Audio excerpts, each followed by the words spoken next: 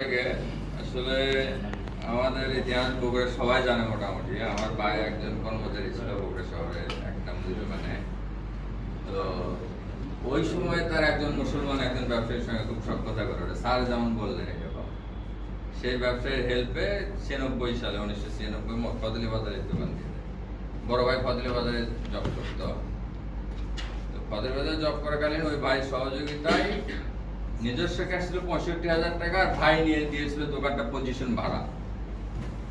তো ছোট্ট একটা দোকান ছিল, সেখান থেকে অনেক প্রতিবন্ধকতা করার পরে আবার 98 সালের থেকে আমরা ফ্যাক্টরিতে সরিষার তেল প্যাকিং শুরু করি, পলিপ্যাক যেটা।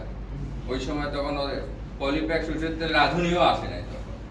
সিরাজগঞ্জের ধানের শীষ নামে একটা ব্র্যান্ড আসতো, ওইটাই আমাদের ইন্সপিরেশন ছিল। ওই তেলটা বিক্রি করতাম, কাস্টমার ভালো তৈরি হলো, তো ওইটা থেকে আমরা মনে করলাম আমরা করতে পারি কিনা। তো বাসায় আমরা ফ্যামিলি মিলে প্যাকেট করতাম প্রথম। আমার বাড়িও প্যাকেট করতে, আমরা তখন ছোট, তখন আমি এসএসসি পাস করে বগুড়ায় আসি।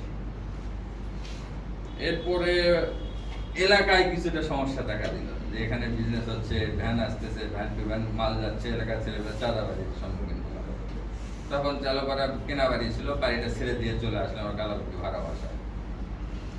তারপর থেকে আর কেউ আসে না। এরপরে চুরিপট্টিতে তো অফিস নিয়ে, ভাই তো চুরিপট্টির লোক, আমাদের রফিক এসে আবার বাড়িও কিন্তু আমাদের একই এলাকা গ্রামে, আমার বাড়ি থেকে মনে হয় আরো ডিস্টেন্স। তো চুরিপট্টিতে আমার সামনে অফিস ছিল, পিছনে একটা গোডাউন ভাড়া প্যাকেট করতাম। তো পলিতেল থেকে বোতলজাত শুরু করলাম, সেখান থেকে আর আমাদের সুজিনে প্যাকেটজাত শুরু করলাম, সুনাম বাড়লো প্রোডাক্টের। তারপরে স্বপ্ন ছিল 2006 সালে করলাম একটা ছোট্ট তেলের মিল, 32 ভ্যানে একটা তেলের মিল। সেখান থেকে 15 সালে ফ্লাওয়ার মিল, তারপরে 16 সালে চিপস পাপড় এগুলি। এখন আসছে প্রোডাক্ট পাইপলাইন, এখন অনেকগুলি প্রোডাক্ট আছে। লেটেস্ট হচ্ছে পাস্তা এনেছি, তারপরে আসছে জেলি, আইস ললি, আইস পপ। স্যার যেটা বললেন যে কোয়ালিটি নিয়ে জিরো টলারেন্স। ইনভেস্ট যদি আমার মেশিনের যে বেশিও হয় এবং যদি আমার সততা থাকে, তাহলে অনেক সে যে ধর্মেরই হোক তার এথিক্সটা ঠিক রাখতে হবে। এটা হলো আমার কথা। ধন্যবাদ।